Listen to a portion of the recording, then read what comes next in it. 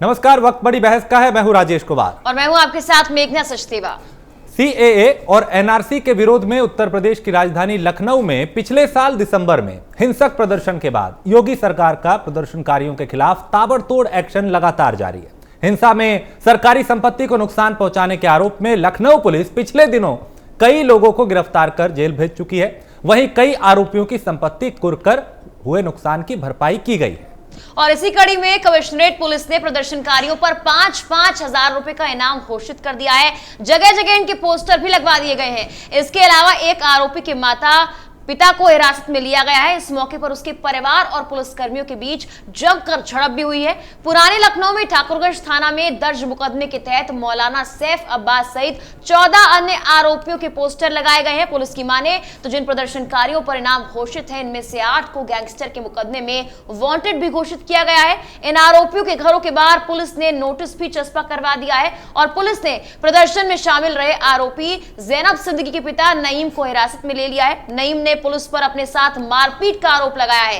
यह भी आरोप है कि पिता को छुड़ाने आए जैनब के भाई और बहन को पुलिस ने पीटा है। बताया यह भी जा रहा है कि पुलिस ने जिन मौलाना सैफ अब्बास का पोस्टर फोटो में लगवाया है वो अपने घर पर ही है, लेकिन पुलिस उन्हें ढूंढ नहीं पा रही। इसके अलावा अन्य आरोपी भी अपने अपने घरों या रिश्तेदारों के घर पर पनाह लेकर बैठे हैं। और बताया यह भी जा रहा है कि अगर पुलिस मौलाना को अरेस्ट करेगी तो उनके समर्थक प्रदर्शन का विरोध भी जाहिर कर सकते हैं। बिल्कुल, और इसी के चलते पुलिस उन तक पहुंचने से हिचक रही है। यानी जो पिछले साल प्रदर्शन हुआ था, अब उसको लेकर लगातार एक्शन जो है वो लिए जा रहे हैं और आरोपियों के पोस्टर चस्पा कर दिए गए हैं। बकायदा इनाम भी घोषित किया गया है। मंशा साफ है कि जिन्होंने उपद्रव किया था, जिन्होंने हिंसा की थी, जिन्होंने सरकारी संपत्ति को नुकसान पहुंचाया था, उनसे वसूली करने की पूरी तैयारी की गई है। और जो लोग अब तक पुलिस के हत्थे नहीं चढ़े हैं, उनके पोस्टर चस्पा कर दिए गए हैं ताकि उनको भी शिकंजे में लिया जा सके। आपको यह भी याद दिला दें कि पिछले साल दिसंबर में ही नागरिकता संशोधन कानून और एनआरसी को लेकर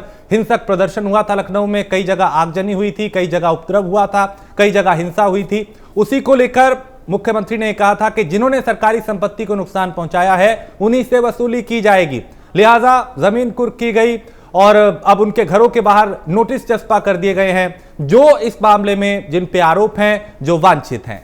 बिल्कुल, इससे पहले चौराहों पर पोस्टर लगवा दिए गए थे। कोरोना काल से पहले की बात की जाए, क्योंकि पिछले साल ये हिंसा हुई थी 19 दिसंबर के बाद से और लगातार हिंसा बढ़ती गई थी, तो ये पोस्टर तब लगवाए गए जब इन आरोपियों के नाम सामने आए और इनकी पहचान होने लगी। लेकिन इसके बाद कहीं ना कहीं कोरोना काल के चलते सरकार ने अपनी सख्ती नहीं बढ़ाई और कोरोना के चलते ये पोस्टर्स भी हटवा दिए गए थे। इसके बाद अब कोरोना जब खत्म हो गया है, एक तरह से कहा जा रहा है कि केसेस अब काफी कम सामने आ रहे हैं, तब लॉकडाउन खुलने के बाद एक बार फिर से सीएम योगी सख्त होते हुए नजर आ रहे हैं। योगी सरकार की ये सख्ती कहां पहुंचेगी, किस तरह का रुख लेगी, ये देखने वाली बात होगी। लेकिन आपको एक और बड़ी बात बताते हैं कि इससे पहले इस पूरे प्रकरण पर, यानी कि जो पोस्टर्स लगवाए गए थे, उस पर इलाहाबाद हाई कोर्ट ने नाराजगी भी जाहिर की थी। लेकिन इसके खिलाफ सुप्रीम कोर्ट में योगी सरकार की तरफ से याचिका डाली गई थी, जिस पर अभी सुनवाई पेंडिंग चल रही है। तो पुराने लखनऊ में कई जगह आरोपियों के पोस्टर चस्पा किए गए हैं। मौलाना सैफ अब्बास समेत 14 आरोपियों के पोस्टर लगाए गए हैं। इसके अलावा 8 प्रदर्शनकारियों को गैंगस्टर के मुकदमे में वांटेड घोषित किया गया है। बड़ी बातें आपको बता रहे हैं, आरोपियों के घर के बाहर नोटिस लगाए गए हैं, यानी चस्पा किए गए हैं नोटिस, और योगी सरकार का प्रदर्शनकारियों के खिलाफ जो एक्शन है वो देखा जा रहा है। तो अब इसे किस तरीके से लिया जा रहा है, क्या इस पे चूंकि तरह तरह की प्रतिक्रियाएं भी आ रही हैं, विवाद भी कुछ जगह होने लगा है, लेकिन बड़ी बात यह कि जिन लोगों ने नुकसान संपत्ति को, उनसे इस तरीके से जो उनके खिलाफ कार्रवाई की जा रही है, क्या यही एक तरीका है? चूंकि जिस तरीके से हिंसा हुई थी उसका कतई जायज नहीं ठहराया जा सकता। जिस तरीके से आगजनी हुई थी, उपद्रव था, हंगामा हुआ था, क्योंकि प्रदर्शन और असहमति सहमति अलग मुद्दा हो सकता है, लेकिन हिंसा करना, सरकारी संपत्ति को नुकसान पहुंचाना, आगजनी करना, यह कहीं ना कहीं अलोकतांत्रिक तरीका है किसी भी विरोध का या प्रदर्शन का, और ऐसा लखनऊ में देखने को मिला था। तो अब मुख्यमंत्री या यूं कहें कि योगी सरकार पूरी तरह से एक्शन में है और सीएए एनआरसी प्रदर्शनकारियों पर अब इनाम भी घोषित किया गया है। बकायदा इनके पोस्टर चस्पा किए गए हैं। 5,000 रुपए का इनाम भी घोषित किया गया है।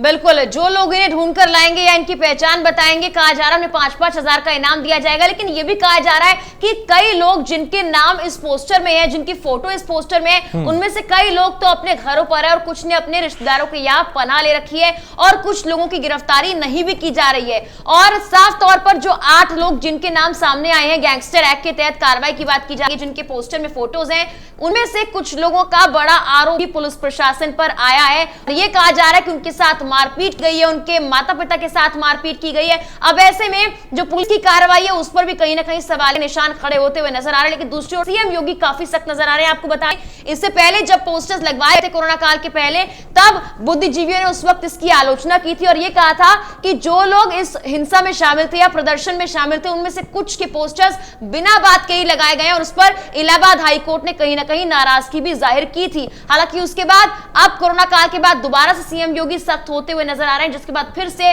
पुलिस की कार्रवाई पर सवालिया निशान खड़े होने लगे हैं। बिल्कुल, और अब चूंकि एक्शन साफ दिखाई दे रहा है, लेकिन इसका रिएक्शन क्या होगा ये देखना बड़ी बात है कि विपक्ष इसे किस नजरिए से लेता है। चूंकि पहले भी कई तरह के सरकार पे आरोप लगते रहे हैं और चूंकि इसके नागरिकता संशोधन कानून एनआरसी को लेके विवाद काफी हुआ, हंगामा बहुत हुआ और दिल्ली से लेकर लखनऊ तक में इसके खिलाफ विरोध के जो स्वर थे वो सुनाई दिए। लखनऊ में तो कई जगह हिंसक प्रदर्शन हुए थे, कई जगह आगजनी हुई थी, उपद्रव हुआ था, सरकारी संपत्ति को नुकसान पहुंचाया गया था, कई लोगों के नाम उसमें सामने आए और कईयों के खिलाफ कार्रवाई की गई। लेकिन अभी कुछ लोगों के पोस्टर चस्पा किए गए हैं, आरोपी इसमें बनाया गया है इन्हें, जिन्होंने उपद्रव किया था, हंगामा किया था, आगजनी की थी। कई गंभीर आरोप हैं इन पे, गैंगस्टर एक्ट तक के मामले यहाँ पे दर्ज हैं। तो दंगाइयों ने पुलिस चौकी में भी आग लगा दी थी, ये भी एक बड़ी बात है उसी प्रदर्शन के दौरान। और सीएम योगी ने दंगाइयों से नुकसान की भरपाई के निर्देश दिए थे, यानी जो नुकसान सरकारी संपत्ति को हुआ था उसकी भरपाई उन्हीं प्रदर्शनकारियों से करने के लिए कहा था, संपत्ति कुर्क करने का फरमान जारी किया था।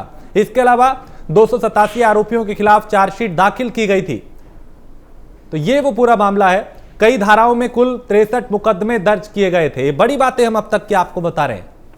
तो आपको बता दें कि 19 दिसंबर को पिछले साल ये हिंसा शुरू हुई और धीरे धीरे देखते देखते राजधानी दिल्ली समेत उत्तर प्रदेश के कई इलाकों में ये हिंसा पहुंची थी और कहीं ना कहीं जो बड़े आरोप है वो सरकार की तरफ से विपक्ष के भी कई लोगों पर लगाए गए थे कि वो भी प्रदर्शन में शामिल है, फ्रंट फुट पर है। अब ऐसे में जब बड़ी कार्रवाई की जा रही है प्रदर्शनकारियों के खिलाफ, जिन्होंने इतनी बड़ी संख्या में सड़कों पर उतरकर सरकारी संपत्तियों को नुकसान पहुंचा, ऐसे में विपक्ष की प्रतिक्रिया क्या होगी ये जानना बेहद जरूरी है। वो कैसे इस पूरे मामले को, प्रकरण को देखते हैं, ये जानना बेहद जरूरी है। हालांकि आपको बता दें कि धीरे धीरे एक एक कर कई इलाकों में हिंसा और आगजनी हुई थी और पूरी हिंसा में एक व्यक्ति की मौत भी हुई थी उत्तर प्रदेश में और करोड़ों की संपत्ति डैमेज हो गई थी। लेकिन पूरी तरह से सीएम योगी इसको लेकर एक्टिव रहे। योगी सरकार ने कहा कि इस तरह की किसी भी हिंसा को बर्दाश्त नहीं किया जाएगा और वक्त रहते इसे कंट्रोल किया गया था। उसके बाद ये बड़ी कार्रवाई की गई थी कि पोस्टर्स लगाए जा रहे थे।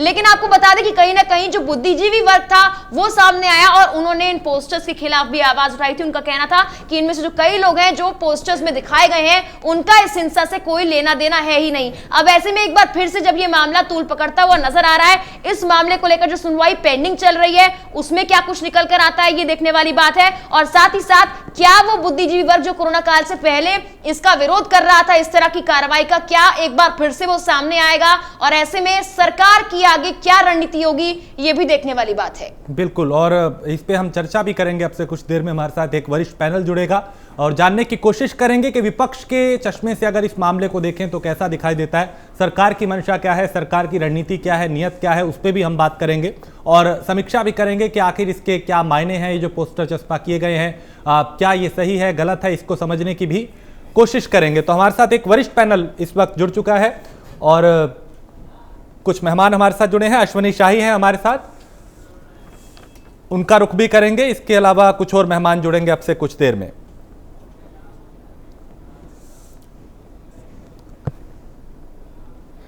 तो हमारे साथ एक वरिष्ठ पैनल हमारे साथ जुड़ा है। अश्वनी शाही है हमारे साथ, भारतीय जनता पार्टी के प्रवक्ता, कपिल श्रीवास्तव है समाजवादी पार्टी के प्रवक्ता और रोशनी कुशल जायसवाल है कांग्रेस प्रवक्ता। इसके अलावा अंकित अरोड़ा है, राजनीतिक विश्लेषक है। आप चारों का बहुत स्वागत है। सबसे पहले कपिल जी, मैं आपका रिएक्शन लेना चाहता हूं। ये जो पोस्टर चस्पा किए गए हैं लखनऊ की सड़कों पर, आपकी क्या प्रतिक्रिया इस पर? राजेश भाई, ये गैर विधिक बहुत ज्यादा इको हो रही है। ये पूरी तरीके से गैर विधिक है। इस वजह से गैर विधिक है कि किसी भी अपराध के बाद जो आपराधिक के मुकदमे होते हैं वो सीआरपीसी से चलते हैं, दंड प्रक्रिया संहिता। और दंड प्रक्रिया संहिता में इस तरह की कहीं कोई भी धारा में प्रोविजन नहीं दिया गया है। यह अति उत्साह में योगी सरकार गैर कानूनी काम कर रही है, इसलिए कि किसी भी व्यक्ति की गिरफ्तारी की प्रक्रिया, गिरफ्तारी करते समय उसे क्या क्या चीज बताना चाहिए, डीके बासु के केस में इसे साफ स्पष्ट किया गया है। साथ ही साथ अभियुक्त गिरफ्तारी होता है या आत्मसमर्पण करता है, उसके बाद एक बेल की प्रक्रिया होती है, और बेल की प्रक्रिया अगर वो नहीं गिरफ्तारी हो रही है तो उसके लिए उद्घोषणा, और उद्घोषणा के बाद कुर्की की कार्रवाई होती है। तो इसमें कहीं भी पोस्टर नहीं आता है। हाँ। ये कोई भागे हुए घोषित लोग नहीं है। अगर न्यायालय ने उन्हें घोषित कर दिया है और तब ये अगर लगवाते हैं तो वो कानून के जरिए है, क्योंकि न्यायालय ने वो कहा, निर्देश दिया। लेकिन सीपीसी में कोई प्रोविजन नहीं है, और क्योंकि ये क्रिमिनल केस है, इसको सीआरपीसी के ही अंडर प्रोविजंस लेने चाहिए। सरकार गैर कानूनी काम कर रही है, और वो इसलिए से भी कर रही है कि अभी वो आरोपी हैं, दोष सिद्ध नहीं हुए। और अगर वो मान लीजिए उन पर दोष सिद्धि नहीं होती है, जैसे तमाम मामले माननीय मोदी जी के ऊपर भी हुए, गृह मंत्री जी के ऊपर भी हुए, और वो बाद में सबूत के पूरी तरीके से सबूत ना पाए जाने के कारण बरी कर दिए गए, तो बाइज्जत बरी हो गए। तो आप उनकी बेइज्जती पहले कैसे कर देंगे बीच समाज के बीच? ठीक है, यानी आप ये कह रहे हैं कि ये तरीका असंवैधानिक है, ये गैर कानूनी है। हाँ, अश्विनी शाही, ये गैर कानूनी है जो कर रहे हैं, इसीलिए हाई कोर्ट ने फटकार लगाई थी। बावजूद उसके इनको तो हिंदू मुसलमान कराना है, इनका एम दूसरा है। चलिए ठीक है, मैं इस पर जवाब ले लेता हूं। अश्विनी शाही, ये जो तरीका है पोस्टर चस्पा करने का, समाजवादी पार्टी का सीधा ये कहना है, ठीक है सर, दे चुकी है, कोई स्टे नहीं है, मैं दोबारा आता हूं आपके पास, नहीं है ये। ठीक है कपिल जी, मैं दोबारा आता हूं। राजेश भाई, ये पूरी तरीके से गैर विधिक कार्य योगी सरकार कर रही है, इसमें कोई डाउट नहीं। चलिए इस पे जवाब ले लेते हैं। अश्विनी शाही, ये सीधा आरोप है समाजवादी पार्टी का कि ये असंवैधानिक तरीका है, गैर कानूनी तरीका है, जिस तरीके से पोस्टर चस्पा किए जा रहे हैं चौराहों पे। देखिए राजेश जी, मैं अपने सपा के मित्र को कहूंगा, भाषण अच्छा दे लेते हैं ये लोग और चीजों को, क्योंकि इनका वोट बैंक कहीं ना कहीं तुष्टीकरण की राजनीति से ही चलता है, तो ये इनको दर्द होगा। और भारतीय जनता पार्टी जो है तुष्टीकरण की राजनीति नहीं करती है, इसलिए जो भी अगर काम करेगी वो अपने प्रदेश के हित में और देश के हित में काम करेगी। मैं अपने मित्र को ये बताना चाहूंगा कि सुप्रीम कोर्ट ने एक जो है 2009 में एक आदेश किया था, एक्ट, जिसमें एक्ट करने की बात कही गई थी, उसका हम पालन कर रहे हैं, हम कोई उसके अलग नहीं हटे हैं। और सुप्रीम कोर्ट ने, माननीय सुप्रीम कोर्ट ने हाई कोर्ट के आदेश को खारिज नहीं किया है, उन्होंने 3 जजों के बेंच में ट्रांसफर कर दिया उसको। रही बात दूसरी, आ जाइए उसके बाद उत्तर प्रदेश सरकार ने damage to public private property 2020 अध्यादेश लेकर हम लोग आए थे। और उसमें हमने ये कहा था कि डीएम को अधिकार होगा सारा कार्रवाई करने का, और जो लोग हमारे यहाँ दंगा फैलाएंगे, हम सरकारी संपत्ति का जलाने का काम करेंगे, हम उनकी वसूली उनके ही घर से, उनकी संपत्ति से करेंगे, और उनको चिन्हित करने का काम हम पोस्टर लगाकर चौराहों पर करेंगे। ये हुआ था। अब हम वही काम कर रहे हैं। इन लोगों का क्या है, जैसे एक सपा के माननीय राष्ट्रीय अध्यक्ष जो है, ये चुनाव जीते थे तो बहुत थाने फूंक दिए गए थे, बहुत सरकारी संपत्तियां, बसें जलाई गई थी। तो सरकार की संपत्ति आम जनता के पैसों पर ही चलती है, किसी को उसको जलाने का हक नहीं है, किसी को उसको मिटाने का अधिकार नहीं है, वो राष्ट्रीय संपत्ति है। और उसके लिए ये आदत सी बन गई थी उत्तर प्रदेश में, इसको दूर करने के लिए माननीय योगी आदित्यनाथ जी ने घोषणा की, और चल रहे हैं, इसी पर कायम है। हम लोग लोगों को पोस्टर चपकाने में, पोस्टर चपका के चिन्हित करेंगे। और ये बताइए, मैं आपसे कहना चाहूंगा, इसमें कई लोग अपराधी घुपत बनाए गए, आरोपी बनाए गए, सारी अपराधी नहीं, आरोपी बनाए गए। काफी लोगों ने, राजेश जी, काफी लोगों ने जाकर जमानत भी कराया, सरेंडर भी किया, लेकिन ये 14 लोग फरार क्यों हैं? उनके मन में डर है, वो अपराधी हैं, इसलिए वो भाग रहे हैं। तो ठीक है अश्विन जी, देखिए इस तरह की हिंसा बर्दाश्त नहीं की जाएगी, इस तरह से दर्शन का तरीका नहीं बर्दाश्त किया जाएगा, ये बिल्कुल सही बात है। लेकिन आपने जब कानून गिनवाए और कोर्ट की बात की, वहां पर मेरे पास एक फैक्ट है कि इलाहाबाद हाईकोर्ट ने कार्रवाई को गलत बताया था और चौराहों से पोस्टर्स हटवा दी था। हालांकि इसके खिलाफ यूपी सरकार ने अभी सुप्रीम कोर्ट में याचिका डाली है, उस पर सुनवाई पेंडिंग है। तो इलाहाबाद हाईकोर्ट ने भी तो इस कार्रवाई को गलत बताया था, उस पर आप क्या कहेंगे? अभी सुनवाई पेंडिंग है और माननीय सुप्रीम कोर्ट का 2009 का जो आदेश था, एक्ट करने को कहा गया था, हम उसका पालन कर रहे हैं। हमने कुछ गलत थोड़ा ही किया है, हम तो संविधान से बात कर रहे हैं। क्या आदेश था? नजीर बताइए किस केस की थी? नजीर बताइए किस केस की थी? 2009 के किस केस में कहा गया था? आप ढूंढ लीजिए 2009 में, और हमारे माननीय मंत्री का बयान भी आ चुका है इस पर। ढूंढना आपका काम है, आप ढूंढ करके अपनी हार मत लीजिए। ठीक है रोशनी, इलाहाबाद हाई कोर्ट उस सुप्रीम कोर्ट के 2000 के नजीर से वाकिफ नहीं था, उसने सुप्रीम कोर्ट के आदेश के विपरीत आपने ऑर्डर दिए। आप ये कहना चाहते हैं 2009 का माननीय सुप्रीम कोर्ट का आदेश की बात कही गई है, आ गया है।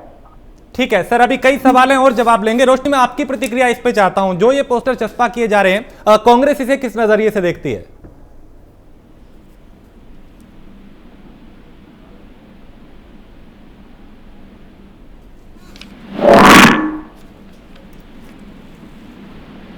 रोशनी जी आपकी आवाज नहीं पहुंच पा रही, मैं दोबारा आपके पास आता हूं, अभी आपकी आवाज हम तक नहीं पहुंच पा रही। लेकिन अंकित, मैं आपका रुख करूंगा और समझना चाहूंगा ये जो तरीका है, क्योंकि विपक्ष कह रहा है ये तरीका सही नहीं है, गैर कानूनी है, असंवैधानिक है, इस तरीके से चस्पा किए जाना, पोस्टर लगाए जाना, आप इसे कैसे देखते हैं? मेरे को तो ये बात समझ में नहीं आती कि विपक्ष की दिक्कत क्या, कार्रवाई हो तो दिक्कत क्या, कार्रवाई ना हो। अगर किसी भी प्रदेश को अपने शासन अनुशासन को एक संभालने के लिए किसी भी नीति को एक सख्त नीति अपनानी पड़ती है तो बुराई क्या? कल को कोई भी उपद्रव होता है, कोई भी दंगे होते हैं, तो फिर तो प्रदेश में ही गिरदार माना जाएगा। अगर आज प्रदेश अपने तरीके से एक नए तरीके से एक कंट्रोल सिस्टम बनाना चाह रही है एडमिनिस्ट्रेटिव पॉइंट ऑफ व्यू से, उस पर दिक्कत क्या ये है? दंगा करना, हिंसा करना किसी चीज का समाधान नहीं है।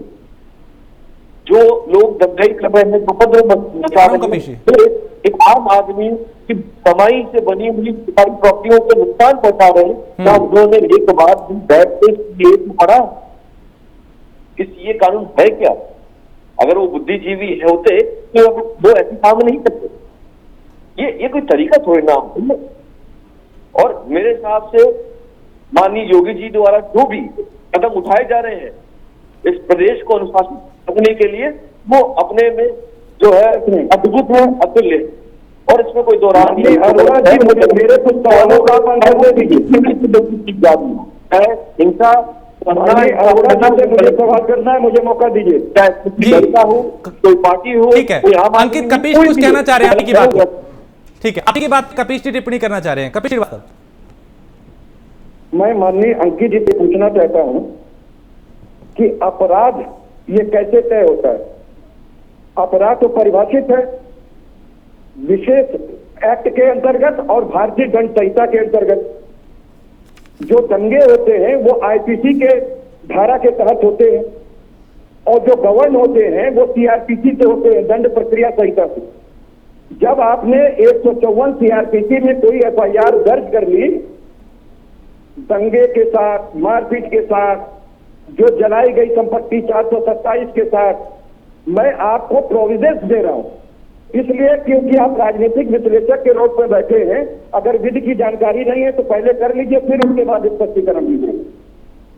जब कोई एक एफआईआर दर्ज हो गई तो उसकी प्रक्रिया सरकार नहीं तय करती है, उसकी प्रक्रिया सीआरपीसी तय करती है। आपको देश के संविधान और कानून में विश्वास होना चाहिए।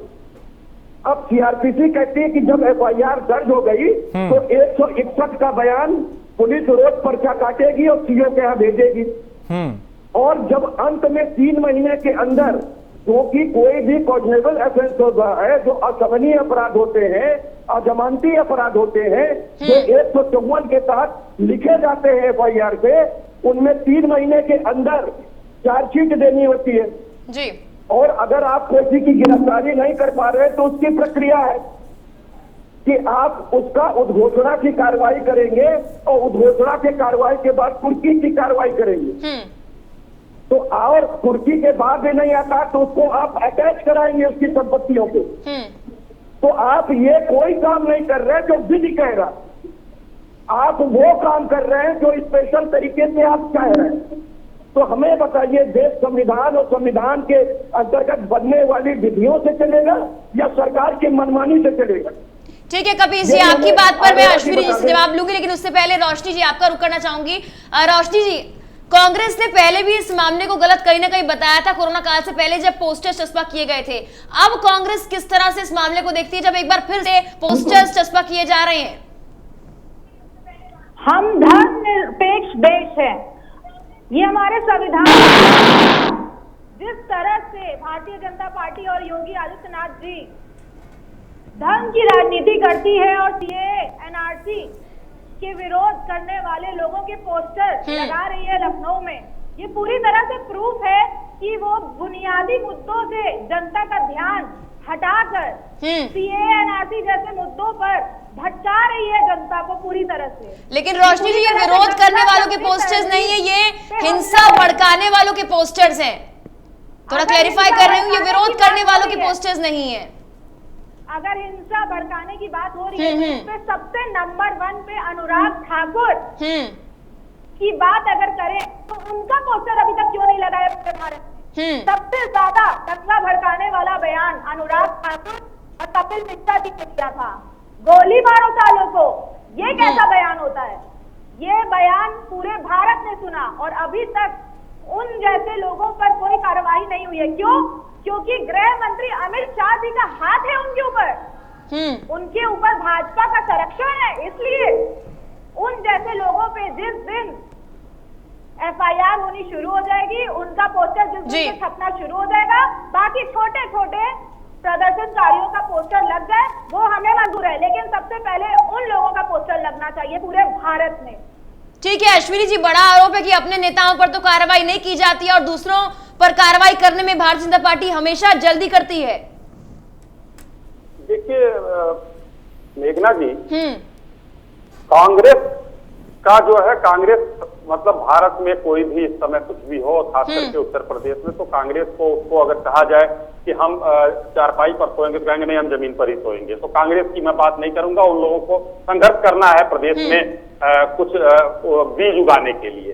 तो लेकिन अभी समाजवादी भाई हमारे बहुत देर से बहुत भाषण दे रहे थे, मैं उनका जवाब जरूर देना चाहूंगा। लेकिन अश्विनी जी, आरोप तो कांग्रेस की तरफ से लगाए गए हैं, जो आरोप लगाए गए हैं उन आरोपों का जवाब तो आपको देना ही पड़ेगा ना। जरूर दे रहा हूँ, मैं दे रहा हूँ, कह रहा हूँ जब मैं जवाब दे रहा हूँ, मैं आपको बता रहा हूँ कि देखिए कुल मिलाकर मैं आपको बताना चाहूंगा, अभी अपने सपा के साथी को बता दें, 77/2007 क्रिमिनल संख्या और 73/2007 में माननीय सुप्रीम कोर्ट ने क्या कहा था, इसको जरा पढ़ लेंगे वो तो ज्यादा बेहतर होगा। और CPC IPC की जो भाषण हम तो सुना रहे थे। अरे रोशनी जी शांत हो जाइए, जवाब लीजिए। रोशनी जी जवाब लीजिए, जवाब लीजिए। देखिए मेघना जी, मैं ये कहना चाहूंगा कि IPC और CRPC की जो धारा हमको समझा रहे थे और दूसरे को कह रहे थे कानून पढ़कर आया करें, हो सकता है हर व्यक्ति कानून का पढ़ा हुआ नहीं होता है, लेकिन इतनी जानकारी होती है। माननीय कपिल जी मुझे बताएंगे कि NSA में कोई भी व्यक्ति 1 साल के लिए बिना किसी आरोप के जेल में ले जाया जा सकता है या नहीं? गैंगस्टर एक्ट में क्या होता है ये बताइएगा। और उपद्रवी दंगाइयों के साथ आप लोगों का इतना हितैषी रुख क्यों है? आप बताइए, इस चीजों का आपको भी जवाब देना पड़ेगा। उत्तर प्रदेश में योगी जी धूल साफ कर रहे हैं, दंगाइयों को हम लोग माफ नहीं करेंगे और आप CRPC और IPC का पाठ पढ़ाकर उनको बचाने का काम करेंगे। अरे आतंकवादियों का साथ देने वाली सपा पार्टी और कांग्रेस पार्टी कम से कम ये सोचे कि देश में गर्द साफ की जा रही है, चाहे वो दंगाइयों के रूप में किसी भी महिला हमारी जो बहनें वहां बैठी थी उनके ऊपर कोई मुकदमे नहीं लगे थे, नहीं लगे हैं। ठीक है कपिल जी, आप तो कह रहे थे अभी तक आरोपी साबित नहीं हुए दंगाइयों पर, और बीजेपी की तरफ से आपको हितैषी बताया जा रहा है दंगाइयों का। अभी तो आप कह रहे थे अभी तो आरोप साबित भी नहीं हुए हैं। मेघना जी बहुत अच्छी बात है, हमारे मित्र ने कुछ अपनी बातें जो है हवाई रखी और साथ में ये भी रख दी कि कोई जरूरी नहीं है कि हर आदमी विधि की जानकारी रखता है जी। मुझे पता है कि कोई जरूरी नहीं है कि हर आदमी विधि की जानकारी रखते। मैं इंजीनियर नहीं हूं तो मैं इंजीनियरिंग की जानकारी नहीं रखती, लेकिन मैं क्रिमिनल का एक एडवोकेट हूँ, उसी साइड में देखता हूँ तो इसको बखूबी मैं जानता हूँ और धाराओं के साथ बोलूंगा। शाही जी, मैंने सिर्फ आपसे ये कहा कि जो आपने सुप्रीम कोर्ट की एक दलील दी 2009 की, उसका जरा ऑर्डर पढ़ दीजिए। अभी हम उसके ऑर्डर का अर्थ आपको बता देते हैं, लेकिन वो आप नहीं पढ़ पाएंगे, वो मैं जानता हूँ। दूसरी चीज मैं आपको बता दूं कि जब कोई व्यक्ति अभियुक्त होता है अपराध का तो वो दोषी नहीं होता, दोषी सिद्ध नहीं हो गया होता। आज आप पोस्टर लगवा रहे हैं और कल को वो दोष सिद्ध नहीं हुआ तो उसकी मानहानि कौन देगा? भाई आपने तो बेइज्जत कर दिया ना, क्योंकि सीआरपीसी के अंदर कोई प्रावधान नहीं है। अगर हो तो वो धारा बता दीजिए, क्योंकि दुनिया की भारत के अंदर कोई भी विधि जो अपराध से जुड़ती हो, चाहे स्पेशल एक्ट ही क्यों ना हो, चाहे गैंगस्टर एक्ट ही क्यों ना हो, गैंगस्टर एक्ट अपना प्रोसीजर नहीं है। और गैंगस्टर एक्ट में मैं अभी आपसे पूछूं कि गैंगस्टर एक्ट में गैंगस्टर की क्या परिभाषा दी हुई है तो आप बता नहीं पाएंगे, और पूछूंगा कि क्रिमिनल चार्ज कैसे बनता है तो भी आप नहीं बताएंगे, और ये भी आप नहीं भाई मैंने कहा विधि की जानकारी सबको नहीं होती है, ज्ञान आपके पास है, आप ज्ञान कीजिए। मैंने पूछा एनएसए में क्या होता है, जरा बता दीजिए। मैं बता रहा हूँ आपको, गैंगस्टर की जो बात आप कह रहे हैं, गैंगस्टर के अंतर्गत कई तरह की जो धाराएं आर्म्स एक्ट की लगती है वो उसके अंदर नहीं पड़ी जाती है। मुकदमे में इसी तरीके से जमानत मिलती है और छूट जाता है, क्योंकि जो हमारे आर्म्स एक्ट के मुकदमे हैं वो भी जो है मुकदमों को लेकर के और इसमें जोड़ दिया जाता है, और मुलजिम जेल के अंदर रहता तब भी गैंगस्टर एक्ट उस पर लागू हो जाता है। तो उसको इसको मत करें, मैं पूरी विधि पढ़ाने के लिए नहीं बैठा, लेकिन हकीकत यही है कि कोई भी लब्बो लबाब समझिए कि कोई भी क्रिमिनल एक्ट हुआ और 154 की FIR दर्ज हो गई, चाहे वो स्पेशल एक्ट में हुई हो, चाहे वो IPC के सेक्शन के तहत हुई हो, वो गवर्न होगी CRPC से, और CRPC में ऐसी कोई धारा नहीं है, ऐसी कोई सेक्शन नहीं है जो योगी सरकारी समय कदम उठाए, इसलिए ये गलत उठा रही है। मतलब आपका कहना है कि देश में प्रदेश में दंगे भड़काने दिए जाएं, जैसा आपके शासन में हुए थे दंगे, सपा के सरकार में जो दंगे हुए थे, मैं गिनवाऊं उसकी लिस्ट आपको। नहीं अश्विनी जी, उनका ये कहने का मतलब नहीं था, उनकी बात ये थी कि जो कार्रवाई है उसका तरीका बदला जाए। आप बात को कहीं और लेकर जा रहे हैं, ठीक है। अंकित जी का मैं रुक करना चाहूंगी, कपिल जी वापस आऊंगी आपके पास। अंकित जी देखिए, जो कार्रवाई हुई है वो पहले कोरोना काल से पहले भी हुई और तब भी पुलिस की कार्रवाई पर सवाल उठे थे, और इस बार भी ऐसा ही कुछ हो रहा है। जब 5-5 हजार का इनाम रखा गया है तो कहा जा रहा है कुछ लोग तो अपने घर पर मौजूद है लेकिन उनकी गिरफ्तारी नहीं की जा रही है, और कुछ की गिरफ्तारी के साथ साथ उनके परिवार वालों को प्रताड़ित किया जा रहा है। तो ऐसे में जो पुलिस की कार्रवाई है उस पर भी तो सवाल खड़े होते हैं।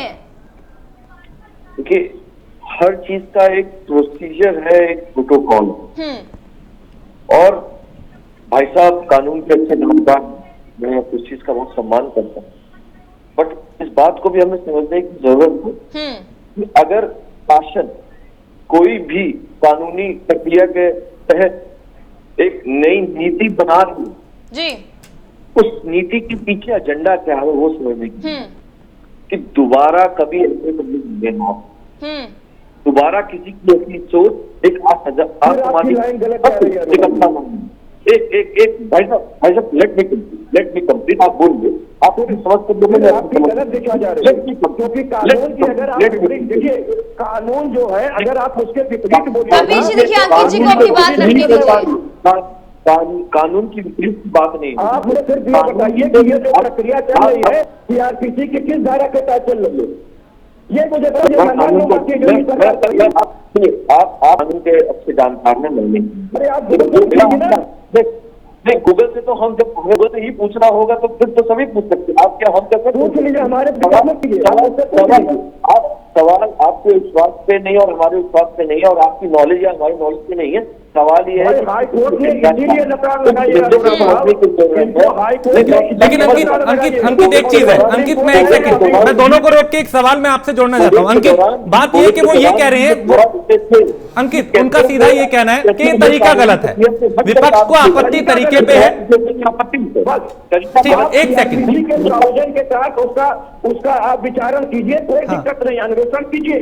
ठीक है कपिश जी, एक सेकंड कपिश जी, मैं कुछ और सवाल है उनके भी जवाब ले लेता हूं इसी बात से। अंकित मैं आप ही से समझना चाहूंगा कि कपिश सीधा ये कह रहे हैं कि तरीका गलत है और जब कानूनी तरीका है तो फिर सरकार मनमानी नहीं कर सकती। बट झंडा क्या है, झंडे से नहीं हिलना चाहिए, मेरा ये कहना है। हो सकता है कि नीति आपके हिसाब से सीआरपीसी के हिसाब से नहीं चल रहा है, पर ठीक है मैं कहता हूँ कि एजेंडा क्या है।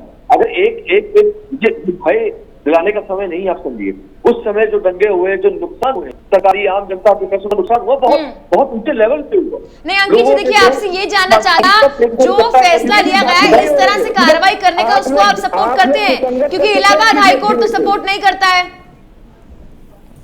ये लीगल डिबेट है, इसको इधर उधर मत ले जाइए। अंकित जी, क्या आप इस फैसले को सपोर्ट करते हैं, इस तरह की कार्रवाई को? क्योंकि इलाहाबाद हाईकोर्ट तो सपोर्ट नहीं करता है।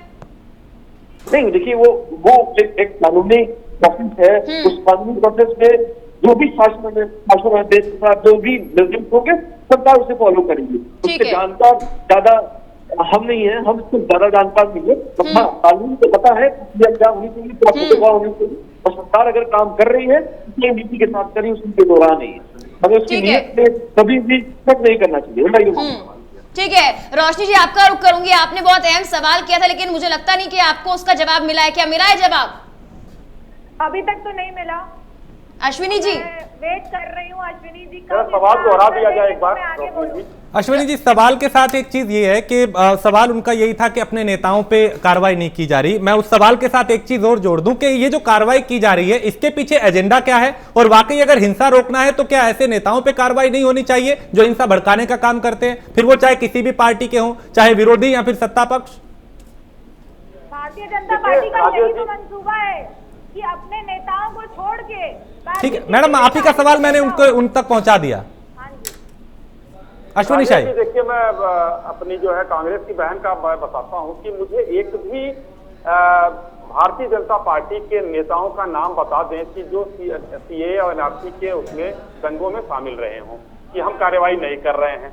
हाँ, मैं एक नाम जरूर बताऊंगा, सलमान ताहिर अलीगढ़ के दंगों में अपराधी सपा नेता है, वो गिरफ्तार, वो सपा नेता जो है वहां पर घायल हुआ था, दंगों में शामिल था, ठीक है वहां पर। और सुनिए, 4 लोगों का मैं एक नाम मैं कपिल जी के सामने भी सवाल रखता हूँ, इमरान, अनवर, साबिर और फहीमुद्दीन, ये 4 नाम मैं गिनवा रहा हूँ।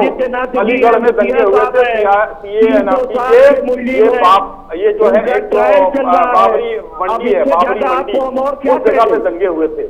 वहां पर ये चारों लोग पकड़े जाते हैं और न्यायालय की बात, आईपीसी की बात कपिल भाई कह रहे हैं, तो ये क्यों नहीं आज तक न्यायालय ने इनको जमानत दे दिया, ये बताइए? क्योंकि दंगे फैलाते हुए कोई भारतीय जनता पार्टी का कार्यकर्ता वहां नहीं गया था, वहां सारे जो है आप ही के लोग थे, और जो आप लोग करते हैं कांग्रेस और सपा मिलकर, उसका वो लोग इम्तिहान दे रहे थे।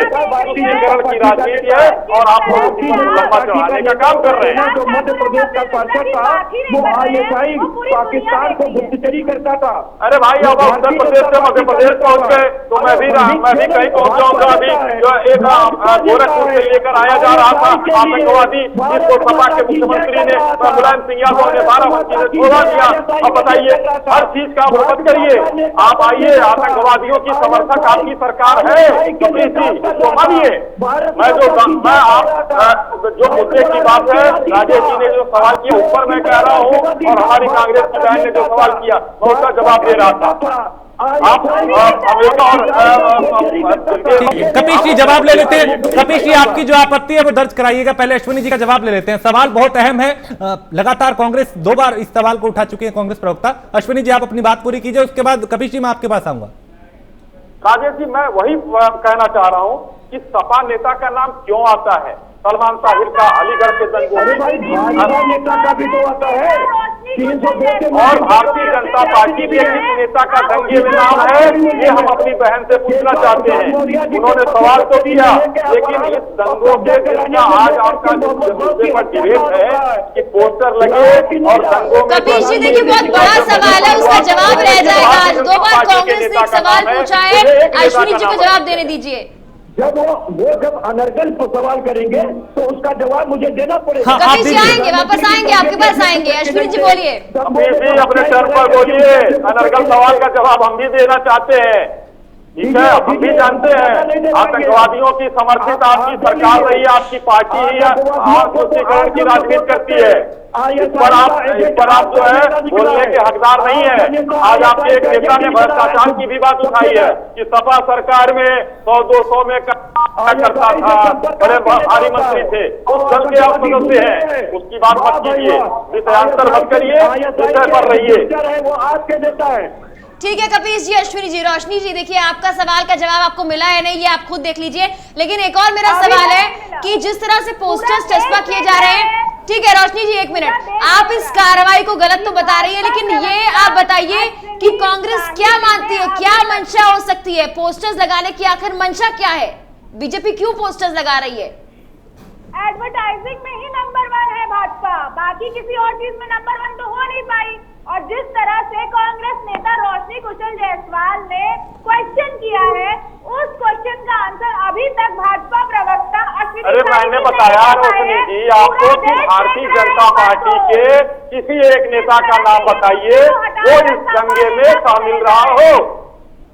मैं आपकी सरकार उसको अगर बचाने का काम कर रही है, उस नेता का नाम बताइए कि भारतीय जनता पार्टी का ये नेता इस दंगे में शामिल था, उसको बचा रहे हैं आप लोग। ठीक है, अश्विनी शाह बता दे रहे हैं, सवाल कर रही है क्या? देखिए कपिश, आप अश्विनी शाही की बात पे आपत्ति दर्ज करा रहे थे। माया कोटवानी किस चीज में जेल काट रही है? माननीय नरेंद्र मोदी जी को किस चीज का आरोप लगा था? लखनऊ में दंगे की बात हो रही थी, उत्तर प्रदेश में दंगे हुए थे। वाजपेयी साहब ने राजधर्म के लिए सिखाया था, लेकिन कपिश जी के लिए किसके लिए सिखाया था? कपिश जी वो सारे लोग उस पर मत बरी हो चुके हैं न्यायालय से, कोई दोष साबित नहीं हुआ है। कपिश जी तरफ जाएगी, इसको भी आपकी जानकारी होनी चाहिए। अश्विनी जी लेकिन देखिए आप बचते हुए नजर आ रहे हैं, उन 2 नामों को लेकर बोलने से आप बचते हुए नजर आ रहे हैं टेलीविजन पर। क्यों बचेंगे बताइए ना। मैं कह रहा हूँ आज उत्तर प्रदेश के दंगे सीएए और एनआरसी के दंगों में किस भारतीय जनता पार्टी के नेता का नाम है? मेघनाथ जी मैं कह रहा हूँ, मैं जवाब पूछ रहा हूँ, जवाब दे रहा हूँ। कपिश श्रीवास्तव, ठीक है, एक सेकंड कपिश श्रीवास्तव, अगर दंगा होता है, अगर हंगामा होता है, अगर हिंसा होती है तो उसे रोकने की जो जिम्मेदारी है वो तो सरकार की है। अगर सरकार नहीं रोक पाती तब भी सवाल उठते हैं। अब अगर कदम उठाए जा रहे हैं, आप ये कह रहे हैं कि तरीका गलत है, तो आपको क्या है ना, तो आपको ऐसा क्यों लगता है? फिर दूसरा क्या तरीका हो सकता है? अगर आरोपी फरार हैं, अगर वो आत्मसमर्पण नहीं कर रहे, अगर उनकी तलाश की जा रही है, तो कुछ तो करना होगा सरकार को। अगर वो नहीं करते तब भी सवाल उठते हैं, अगर वो कर रहे हैं तब भी। राजेश भाई बहुत अच्छा था, क्योंकि आपने एक लीगल दायरे में रह करके क्वेश्चन किया, उसका आंसर मैं दूंगा और सुसंगत दूंगा। देखिए कपिश श्रीवास्तव कुछ नहीं कह रहे हैं, और कोई भी भारत का व्यक्ति इंडिविजुअल कुछ नहीं कह सकता है जिसके लिए सेट विधि हो, और जहां सेट विधि नहीं होती है उसका निर्वचन सिर्फ और सिर्फ माननीय न्यायालय कर सकती है, इसके अलावा कोई नहीं कर सकता। तो हम अपने मन से कुछ नहीं कहेंगे, हम वो कह रहे हैं जो सीआरपीसी का प्रावधान कह रहा है। अगर कोई व्यक्ति 154 में उसके ऊपर एफआईआर है, वो नेम्ड मुलजिम है ना नेम्ड ना हो, और पर भी बोल लीजिए, कहाँ 154 के पीछे पड़े हैं आप? अरे भैया तो समझाने तो दीजिए मुझे, अगर मैं समझाऊंगा नहीं तो आप विधि समझोगे नहीं, फिर आपको अरे भाई यहाँ ला का खिलाफ खोले चल रहा है, देश के संविधान से भी मतलब नहीं है आपको। अंकित ये कानून का अच्छा नहीं चल रही है। आप जरा एनएसए पर भी बोल लीजिए ना कि उसमें क्या होता है। जब लीगल बात पूछी गई है तो लीगल तरीके से जवाब देना पड़ेगा। जी कपिश भाई बोलिए। बात कह रहा हूँ कि जब एफआईआर दर्ज हो गई, आपको गिरफ्तारी करने का पावर है, क्योंकि संज्ञेय अपराध घटित हुआ है।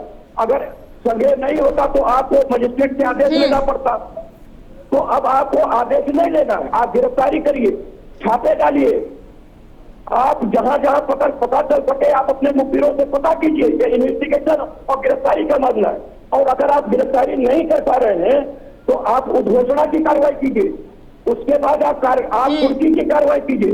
और जो कुर्की की कार्रवाई होती है उसका जो लेखनी और मुनादी किया जाता है वो उसके दरवाजे चिपका दिया जाता है, उसके घर पर, ना कि चौराहे पर, ना बोलते। ठीक है कपीश जी, अंकित कुछ बोलना रहे थे। अंकित जी एक सवाल भी देखिए, अभी हाल फिलहाल में योगी सरकार ने जब लड़कियों को छेड़छाड़ जो लड़कियों के साथ होती है या फिर अत्याचार होते हैं उन दुराचारियों के पोस्टर्स लगाने की बात भी कही है, ये योजना भी चलाई गई है, लेकिन तब तो ये नीति किसी भी पक्ष के पर्सन को गलत नहीं लगी, लेकिन ये अब जब सीए एनआरसी को लेकर किया जा रहा है तब यहाँ पर सब कुछ गलत हो रहा है, ऐसा क्यों? मैं बुद्धिजीवी लोग आपका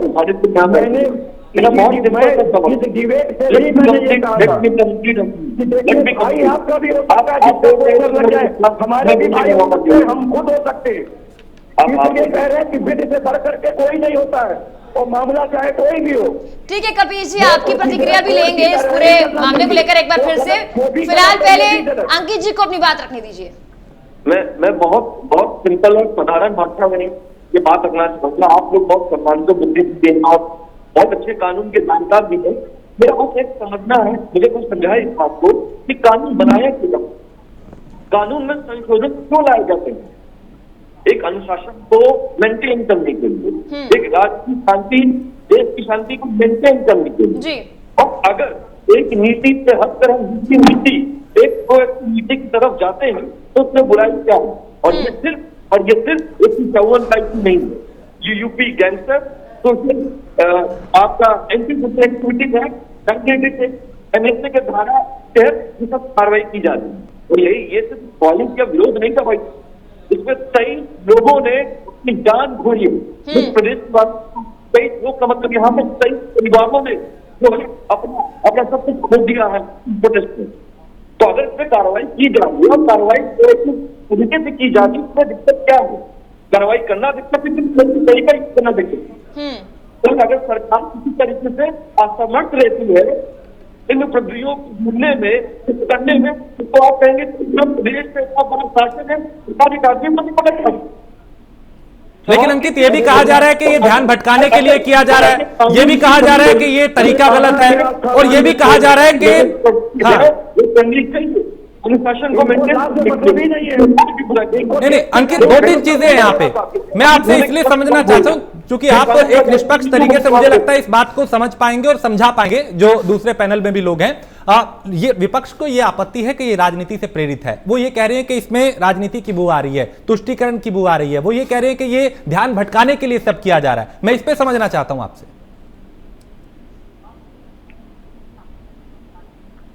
अंकित। अच्छा, आप हमसे ये ध्यान भटक, तो मैं कह रहा हूँ, मुझे वही मेरा सवाल आपके लिए ध्यान भटकाने के लिए अगर आप तो अभी अर्नब डीपो जो महाराष्ट्र गवर्नमेंट में किया गया है जो भी तो ध्यान भटकाने वाली नीति हो सकती है, वो भी विपक्षी नीति हो सकती है। मुझे तो बहुत कुछ भटका देखने का उम्र क्या रहा। मैं यहाँ बैठ के मैं उसकी बर्फ नहीं करता। कपीश जी टिप्पणी करना चाह रहे हैं, कपीश श्रीवास्तव। प्रोटोकॉल के तहत कार्रवाई की जा रही है और वो कार्रवाई सही नीति और नियत पर ध्यान देते की जा रही है, उसमें कोई भी गलत नहीं। ठीक है, कपीश श्रीवास्तव। अरोड़ा साहब ने जो बातें कही हैं वो एक लेमैन की तरह कही, और कानून उसका विधि के प्रोसीजर से कोई मतलब नहीं है, क्योंकि उनको ये भी नहीं समझ में आ रहा है कि योगी सरकार ने जो ये किया था उसमें हाई कोर्ट पहले सरकार लगा चुकी है और सुप्रीम कोर्ट का भी कोई आदेश नहीं आया। मैं दूसरी बात, अब अरोड़ा साहब सुन लीजिए, आपकी बात मैंने सुन ली। अरोड़ा साहब सुन ले मेरी बात, अब आपकी बात मैंने सुन ली, मेरी बात सुन ले। मैं सिर्फ इसलिए कह रहा हूं कि कानून के जो बेयर एक्ट होते हैं उनकी जानकारी आपको नहीं है, इसलिए आपने जो कहा, आपको जो उचित लगा आपने कहा, वो सब सही है। अब मैं आपको ये बता दूं, आपने अपने चश्मे से कहा, जब कानून का सेट कोड होता है तो हमारा चश्मा और आपका चश्मा नहीं चलता है, वहां कानून का चश्मा चलता है। दूसरी चीज आपको बता दें, आपको याद होगा कि जो हमारे सुप्रीम कोर्ट के मुख्य न्यायाधीश जी थे दीपक मिश्रा जी, उनके पास एक जनहित याचिका दाखिल की गई थी एडल्ट्री को लेकर के, जारखंड को लेकर के। कि अगर पुरुष कार्यक्रम करता है तो उसके लिए उसको दंड मिलता है, 7 साल की जेल हो जाती है, और महिला अगर एडल्ट्री करती है तो उसको कोई सजा नहीं मिलती। तो ये डिस्पैरिटी है सेक्शन अनुच्छेद 14 का। तो उसका विचारण जो है हमारे सुप्रीम कोर्ट में किया गया, और सुप्रीम कोर्ट ने आपकी वो धारा एडल्ट्री की खत्म कर दी। उन्होंने कह दिया ये संविधान के समता के सिद्धांत का विपरीत है। तो अगर कोई कानून गैर विधिक बना हुआ जो संविधान यानी ग्रिड नॉर्म से अपोजिट है, अनुच्छेद 13(1) के अंतर्गत बनने वाली विधियों का उल्लंघन करता है, तो वो कानून को समाप्त भी माननीय न्यायालय कर सकती है, या कोई ऑर्डिनेंस या अधिनियम ला करके सरकार कर सकती है। ठीक है। और यह संवैधानिक संशोधन करना है। अगर उसके आधारभूत ढांचा प्रभावित नहीं हो रहा है तो सरकार उसका जो है चाहे 1/3 से या 2/3 से ला करके वो संशोधन कर सकती है। ठीक है रोशनी, मेरा आपसे ये सवाल है, तो सरकार वो भी नहीं कर सकती। ठीक है रोशनी, मैं आपसे ये जानना चाहता हूं कि कानून व्यवस्था को बेहतर रखना, ठीक रखना, सुचारू रखना ये सरकार का काम है। अगर सरकार उसके लिए कुछ कड़े कदम उठाती है तो फिर उस पर आपत्ति क्यों? क्योंकि अगर अपराध नहीं रुकता या हिंसा होती है तब भी विपक्ष सरकार को घेरता है। तो आज अगर वो कार्रवाई कर रहे हैं अपने तरीके से हिंसा करने वालों के खिलाफ, उस पर भी आपत्ति है? आपत्ति इस बात की नहीं है कि वो कार्यवाही कर रहे हैं। आपत्ति इस बात की है कि जिस तरह से पूरा देश, पूरा विश्व इस महामारी के समय से जूझ रहा है, उस समय में 1 साल पहले हो रहे दंगों पर कार्यवाही करके उन पे पोस्टर लगाने की जरूरत नहीं थी, जबकि अभी जरूरत है देश को इस महामारी से बाहर आने वाले कड़े नियम कानून लगाने की। अभी तक अगर आप देखें सोशल डिस्टेंसिंग को कोई फॉलो नहीं कर रहा है। चाहे आप भाजपा की बड़ी बड़ी रैलियां देख लें, चाहे आप भाजपा के बड़े बड़े प्रोग्राम देख लें, महामारी से रिलेटेड कोई भी कड़े नियम नहीं लगा रहे। हाथरस में आपके राष्ट्रीय अध्यक्ष आए थे, उन्होंने किया था क्या पालन उसका? हाथरस की बात तो आप अश्विनी जी मत ही करिए। हाथरस में किस तरह से किया था क्या आपके राष्ट्रीय अध्यक्ष जी और महासचिव जी आई थी, आपके पार्टी ने पालन किया था क्या?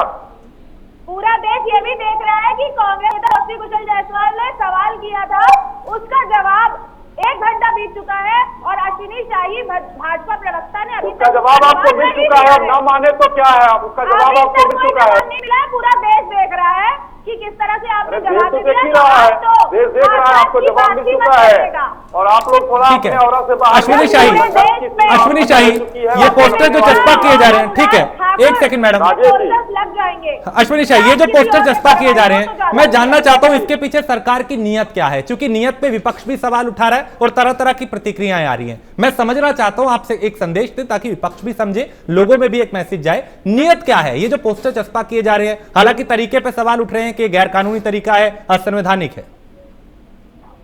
राजेश जी देखिए, ये पोस्टर चिपकाने का उत्तर प्रदेश सरकार का एकदम सही फैसला है। और अभी हमारे भाई कपिल जी ने उसको बड़ा विस्तार से, क्योंकि वो वकील हैं, उन्होंने बड़े विस्तार से उनको समझाया और सभी चीजों का पालन सरकार कर रही है। उनको भी सारी चीजों का पालन करवाते हुए उनको पोस्टर पर आपत्ति की बात आपने सवाल किया, तो यहाँ पर एक अब संक्षेप में निचोड़ मैं आपको दे रहा हूँ। उत्तर प्रदेश हो या पूरा देश हो, हर थानों में अपराधियों के पोस्टर लगे होते हैं, वहां पर किसी को आपत्ति नहीं होती है। लेकिन पोस्टर नहीं लगे सारे दंगाई एक जाति वर्ग से थे, एक संप्रदाय से थे और उनको सरकार ने समाज के लेकिन अश्विनी जी आरोपियों के पोस्टर नहीं होते हैं, दोषियों के पोस्टर लगे होते हैं, आरोपियों के पोस्टर तो नहीं होते हैं ना। आरोपियों के अब सुन लीजिए, जो गिरफ्तारी करते हैं उनके पोस्टर लगते हैं। भाई मेरे सुन लीजिए, कपिल जी सुन लीजिए। उत्तर प्रदेश में सीए के खिलाफ दंगा होता है। उत्तर प्रदेश के राजधानी लखनऊ में कैमरे लगे हुए हैं, उन कैमरों में दंगाइयों की पहचान की जाती है, उन कैमरों से उनकी फोटो निकाली जाती है। तो वो आरोपी जो है अब न्यायालय छोड़ के नहीं आएंगे, उनको बेइज्जत करना समाज में ही है। और सरकार जब तक उनके चेहरे को उजागर नहीं करेगी उनको तब तक शर्म नहीं आएगी, और जो अपराधी है वो भाग रहे हैं।